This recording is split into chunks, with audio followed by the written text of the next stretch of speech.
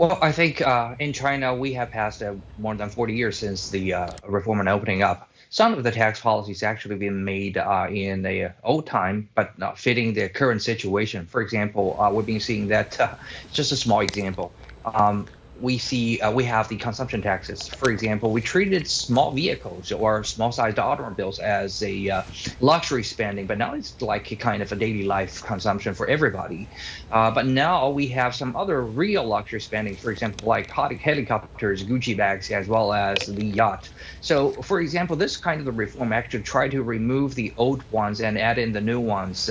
That is, we can better to reflect the reality of the tax alleviation. And secondly is that we really need to rebalance the tax structure between central government and also the local government. For example, if there is the enterprise is set up in Beijing, belongs to the central taxation income, and but these company actually sells the products all over China in many provinces.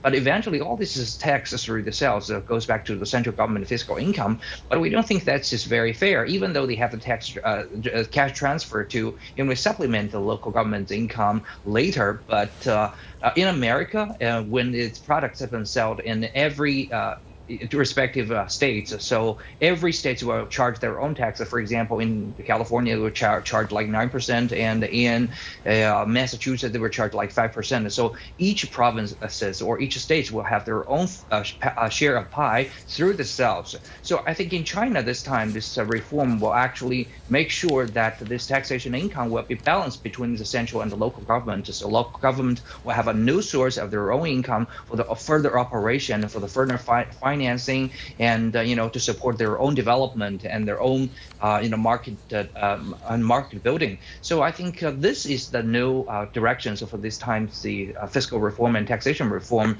and it will largely empower the local government with more of the fiscal income and more of their own say in making decisions in their own economic development.